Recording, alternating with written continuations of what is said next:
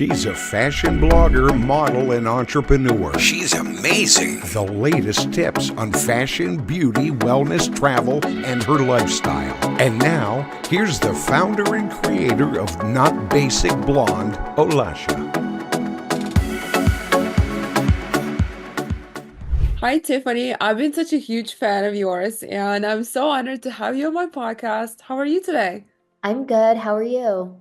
I'm fine. Thank you so much. And you being on the show and doing so much on social media, being so popular. We would love to know, how did you start and how did you, what was your career look like before you got on the show? Yeah, I never thought that I was going to be on social media or reality TV. Like those were not dreams of mine. I just wanted to be a doctor and help people and be a mom. But in 2020, they asked me to be on the Real Housewives of Dallas because I had been on a few previous episodes because my friend had been on the show and she was having parties and stuff. So the producers saw me and they were like, "Oh, who's your friend, Tiffany? Is she interested to be on the show?" You know, that kind of thing. And I actually said no for several years before I finally said yes. It was like, I don't know, they just broke me down finally. And I was like, sure, I'll talk to casting.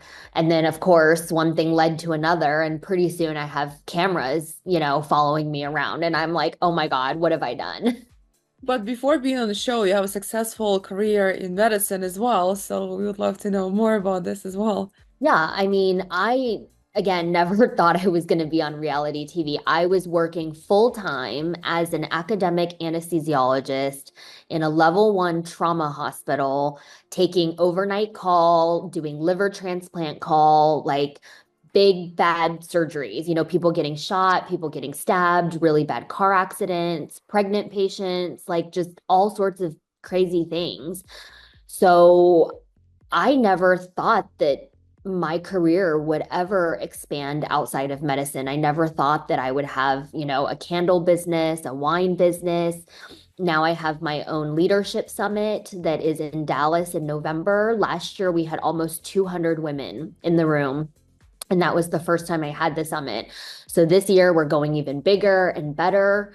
I think the lesson here is never turn down opportunities that arise to you because you never know what's going to happen. Like if I had just been like, oh no, I don't want to do anything except be a doctor, I would have said no to Housewives, no to social media, no to writing my book. And I think my life would look very different than what it looks like now. And I think that's because I'm always open to trying new things and exploring new opportunities. That's amazing. And how has your experience being on the show shaped your life afterwards? It's funny because I always talk about uplifting and empowering women. Like the brand of my summit is called LeadHer Summit, so it's all about helping other women get to their goals and stuff. And then when I look back on my time as a housewife, even when I see clips on social media and stuff, I'm like, oh, I feel like that was not the best representation of myself. I feel like being around some of those women was really toxic for me. And it really brought out a side of me that I didn't like, about arguing over stupid stuff that doesn't even matter and fighting with people. That's not who I am. But when you look at the show, that's what you see. So it's really important in my life now to surround myself with good, positive energy, not negative, toxic energy. Well, reality shows definitely can be toxic and there is a lot of drama involved, and that's how they become popular and keep their ratings for being like that and having all this drama on the show. But also you get to meet great people and we get to see you, we get to know you. So that's also a great exposure.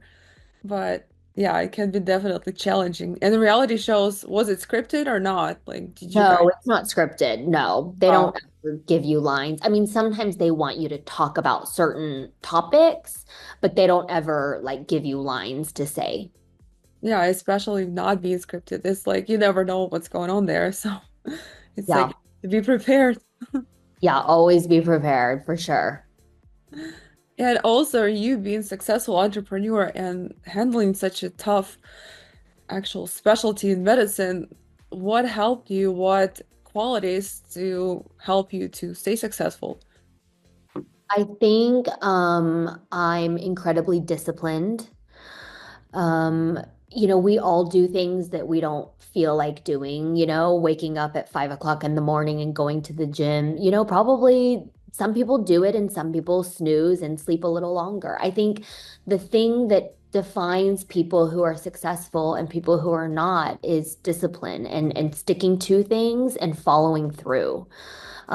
People want to say that it's a matter of like smart or innate talent, which certainly happens.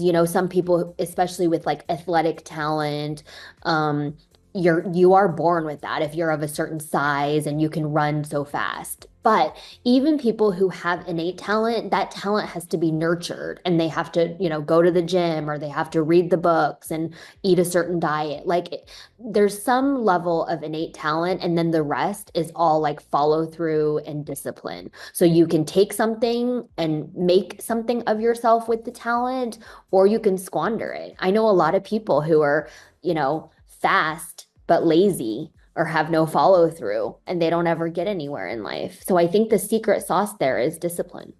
Yeah, I totally agree with you. And also for you having actual career in medicine, the full-time career, and being on social media, how do you even manage your time and having the family? It's like it takes so much time and energy. How do you manage it? How do you do it all?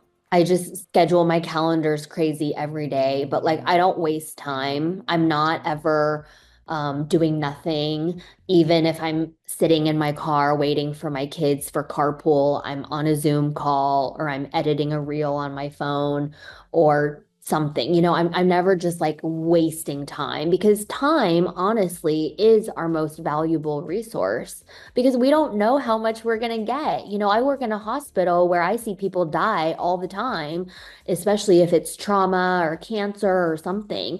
That person probably didn't wake up and think, this is my last day on earth. And it's so sad for me because, I mean, I see patients die regularly. And so for me, it's just like, how do we make the most of the time that we are given on this earth and making everything count? So I try to squeeze in as much as I can into every second of my day, which I know is sometimes not good for me. It makes me crazy sometimes. It makes my assistant crazy. And I don't know. People always ask me this question, like, how do you get so much done? But I have the same 24 hours in my day that everyone else has in their day. I think I just schedule things out more and I'm efficient with the use of my time. And I have a lot of help, like, I have a nanny, I have a housekeeper, like I'm not scrubbing my floors. I used to scrub my floors. I didn't have a housekeeper until my kids were born. I used to always, keep my own house. It really wasn't that dirty until my kids were born. But now, my time is so precious that I do hire. I don't really cook. I buy a lot of takeout and prepared meals because I can do much more for my company and my business if I take calls or do something for 2 hours than like chopping vegetables and making a stir fry. So I think everybody just chooses what's important to them. And I always say that asking for help is not a sign of weakness. If you have the resources to be able to hire someone to help you, like, why shouldn't you hire help? You shouldn't feel guilty about that. You shouldn't let anyone shame you about that. Like my mom, she thinks that I should cook and clean and be a doctor and have a business and be on social media and write a book and put my kids to sleep every night. And it's just not possible, right? Like there's not enough hours in the day. So don't let someone shame you into like not doing everything. I love how you said it. And also, of course, many people are afraid to ask for help because, like you mentioned, they think it's a sign of weakness, but it's not. Delegating and asking for help, it's like one of the main keys to success. Yep. Yep. And the sooner people learn that, the sooner they will become successful in their business because you can't be everything in your business. Whether your business is like running your household, that might be your business, or you have a separate business like mine, but you can't do everything, right? Like for my business, I'm not doing like marketing and keeping the books and creating the ads and posting on social media. Like that's impossible. That's why you hire other people to be part of your company, right? So treat your home as if it were a business too, and you hire people to help you so that you can like lead as an effective leader. I love that. And your book is coming out on May 6th, so we Thank would love to know what inspired you to write it, and we would love to know all the details. Yes. So my book is called Joy Prescriptions. And the reason for that is because it's a memoir about my life and the lessons that I've learned in my life. But at the end of each chapter, I offer the reader a joy prescription that I'm literally prescribing to them to bring more joy and connection into their life. So that's why the book is called Joy Prescriptions. It starts with basically me coming to America from China as an immigrant, growing up in an unstable household, moving all the time, being a super huge nerd in school, graduating high school early, going to college, going to medical school, all those things with lots of funny stories along the way and lots of life lessons, I hope, for the reader. And that's incredible. And what is your main takeaway? What do you think readers should be like? What do you think should be the main takeaway from the book for the readers? I think the main takeaway from my book is that you don't need to be perfect in order to create a life of joy and authenticity. For the first 30 something years of my life, I really was striving to be perfect. I wanted to look perfect, act perfect. And it really caused me to be very isolated, lonely, and burned out. And when I really sat down with myself and thought about the things that brought joy to my life, like animals, hanging out with my children, having a nice walk in the park, laughing. I love funny movies, like comedy shows. I love making other people laugh with some of my reels. They're like not very serious. Like my content is meant to be like joking. And I wanted to slow down and actually, enjoy the life that I created for myself instead of just running through my life at 100 miles per hour, never even stopping to appreciate everything I had built. I love that. That's amazing. And also, you mentioned by working at the hospital, you see people that are wishing, I'm sure all of Yeah. them wishing Yeah. done more. And sometimes we are afraid to do things because of somebody's opinion or about something, and that's why later on we regret of not doing it. So I kind of learned this throughout my entrepreneurship career that I have, if I'm planning to do something, if I want to do something, I should do it because later I will regret it. So now I'm kind of living by strategy that I have to do it. Yeah, that's funny that you say that because most people don't have this realization. I think a lot of people, when they're presented with opportunities or something to take a risk, they're like very like, oh, I don't know, I probably shouldn't, or I'll do that when the kids are older, or maybe next year I'll go to that conference. I'm just not ready yet. They just make like a lot of things in their head for like why they shouldn't do something. But when I'm talking to patients, if I ever get to even talk to them, because sometimes by the time I get a patient, they're like already like out of it, intubated, sedated. I can't even talk to them. But if I get to talk to a patient and they're with it, most of the time they tell me things that they regret not doing, like not repairing a relationship in their family or not telling their kids that they're so proud of them and they love them or not doing this business idea that they had. I very rarely hear people say they regret doing something. It's always they didn't do something.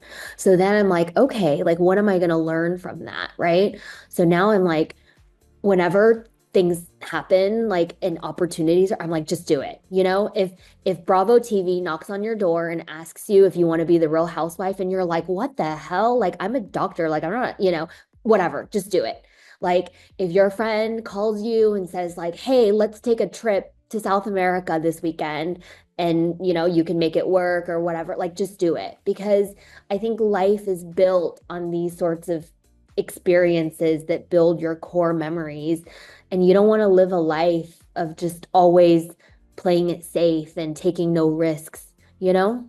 Yeah, so true. Like sometimes you have to be spontaneous and take the opportunities. But I guess because we came here, like I'm from Ukraine. I was born in Ukraine, but I've been here for 19 years. And when I came here, like I had to explore every opportunity I get, and I had to keep going. I never take no for an answer, and I just keep pushing even if it's so hard. And I've done it for so many years, and I guess it builds some kind of different personality mindset because when you grow up, when you born and raised in US, it's kind of like a little bit easier than being born in other countries because there it's like you see so many challenges. Yeah, no, it's hard. I mean, as immigrants to this country, I think we have the sort of determination to succeed and a lot of resilience. Not to say that people here in the US don't, but we kind of had to, right? Because it was like make it or break it, you know? So I think that's a really positive aspect about being an immigrant, that we kind of have, you know, the toughness to deal with adversity. Because as an entrepreneur, businesswoman, I get told no all the time, all the time.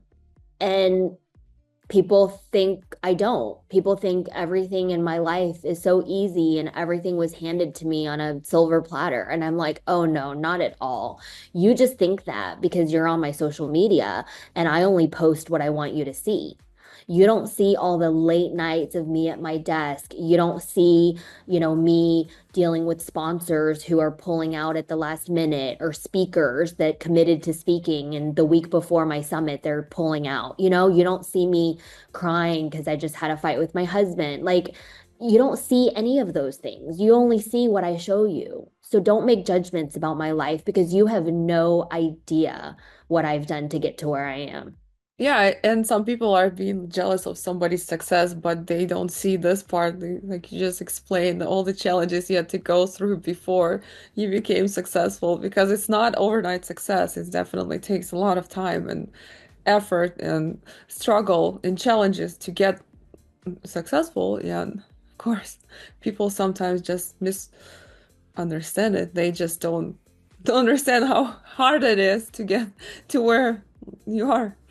Yeah, but that's okay. You know, you don't have to be understood by everyone, right? Like, I used to have this thing that if someone was mean to me on Instagram or something, I would like write back to them and like try to argue with them and be like, I've worked really hard to get to where I am. You know, if I post like me unboxing a purse or something, and they're like, why don't you go donate your money to a children's orphanage or something like that? And then I'd be like, how do you know I didn't? Like, maybe I do.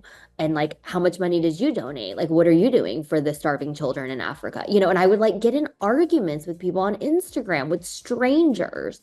And I'm like mad, like really mad, you know, because they said something that like triggered me. And my husband's like, that's so stupid. He's like, don't talk to them. Like, who is this person? Like, why are you even wasting your time talking to like some loser? It's like not even his real profile picture. It's like a tree or a dog or a flower or something. And I was like, you're right. And so now, like, a lot of times I don't even, you know, engage with those people. I'm just like block, delete, whatever. I don't have time for that. Yeah, there are so many mean people online and they never know your I struggles. feel sorry for them actually, to be that mean, to be that desperate for attention, that you have to go on someone else's page and say something negative about them. Like, I honestly feel bad for, because think of like, put yourself, do you go on other people's pages and like comment mean things about them? You know, no, of course you don't. I don't have time for this. You don't have Why would time. I do And that? yeah, and if you don't care for something, you just keep swiping, like whatever, right? Like, think about the kind of person who has the time and the energy to go on someone else's feed and like leave a nasty comment. They must not really be in a good place in their life. like feel sorry for them.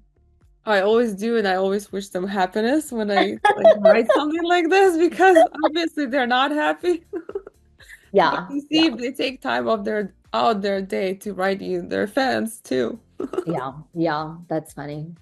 How did social media help you to build your personal brand, and what advice would you give others who are trying to succeed in social media? Social media just happened by mistake. I know it's so crazy to say that, but I really started posting during the pandemic because I was bored and I didn't have anything else to do. And I remember I would do like quarantine fashion and like make a dress out of toilet paper or something. I mean, it was so stupid, but I was just finding a way to connect with people because I was so lonely during the pandemic. Like, all the parties got canceled, all the travel got canceled. And so it was just my way of like putting things out there. I never thought that I would like become anyone on social media or like be paid to make TikToks. Like that was crazy.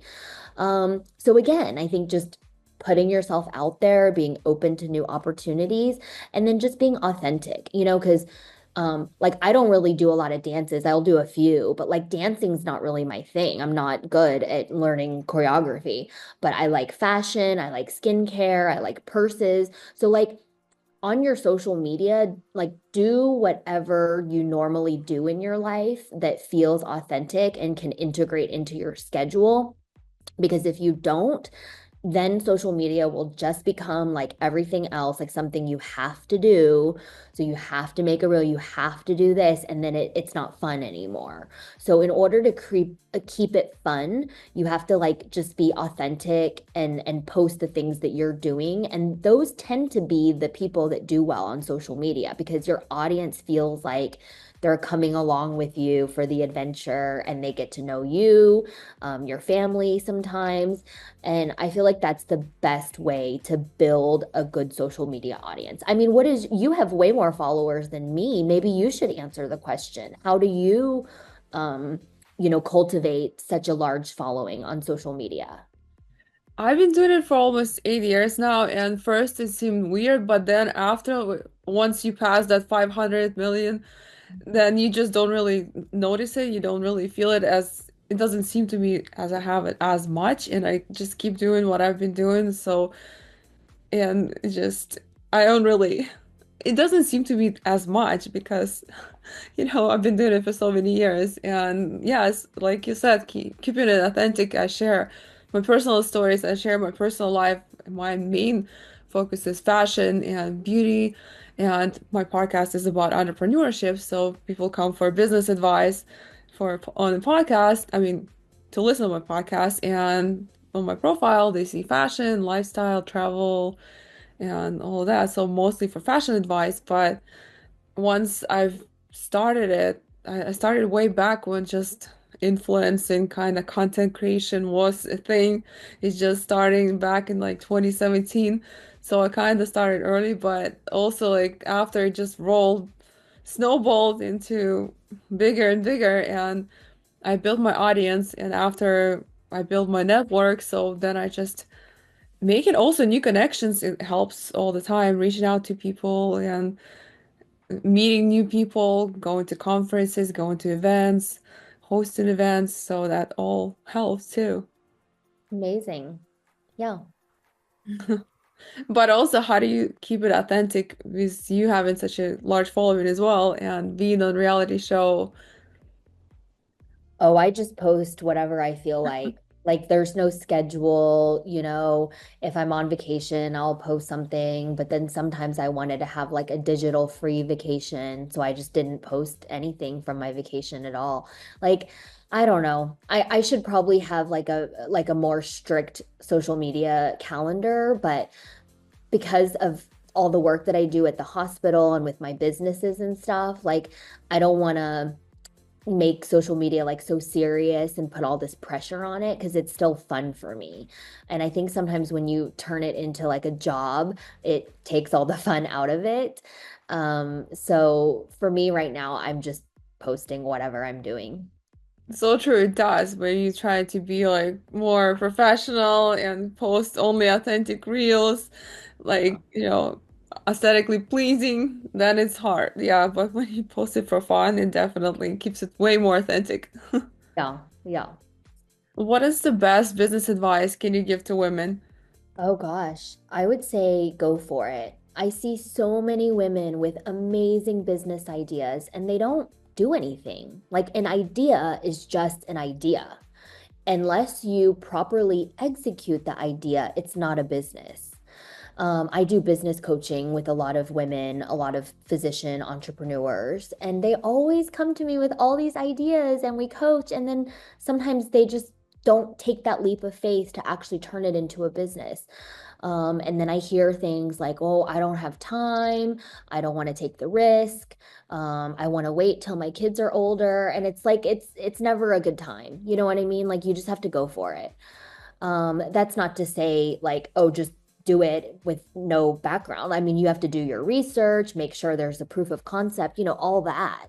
But so many of my clients, they've done all that, but it's like they just need that final little push to take the leap of faith and go for it. Yeah, don't keep holding yourself back.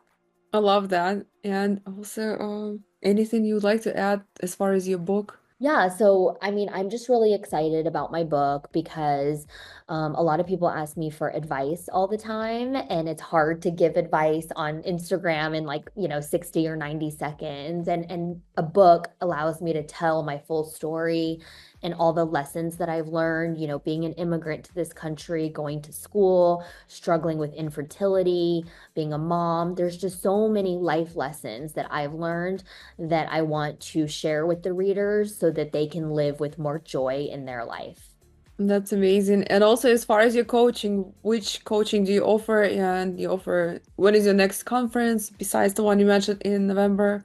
Yeah, I'm so excited. So our first LeadHer Summit was November 2024 in Dallas. So we're going to do it again in November of this year. It's November 7th through 9th at the JW Marriott Hotel in Dallas. There's only one JW hotel in Dallas. And we have amazing speakers. We have speakers talking about how to turn your credit card usage into hundreds of thousands of dollars worth of travel. We have someone talking about menopause and female sexuality. Jen Gottlieb, she's from Miami. She's talking about business. I mean, she's spoken at probably like hundreds of stages. Then we have Vina. She's talking about how to raise money as a female investor. Because, if you look at the statistics, like less than 2% of venture capital money goes towards female CEOs and female-led companies. And it's like, why is that? Like, so many great brands have been led and invented by females, but all the money is going towards all the male brands, right? So like she's talking about shifting the focus to female-owned brands. I mean, we just have like so many amazing speakers. I'm probably going to be speaking this year. Last year, I like emceed the whole event, so I didn't like speak. And a lot of people wanted me to speak. So I guess this year I'll probably find someone else to MC. That way I can actually like give a keynote talk, although I don't know what I'm going to talk about yet, but we still have 6 months. Like I'll figure it out. But yeah, I'm really excited. So if anyone wants more information about LeadHer Summit, it's LeadHer and then summit.com. And then my book is available at joyprescriptions.com or anywhere that books are sold. That's amazing. Thank you so much, Tiffany. Thank you for being my guest. Thank you for having me.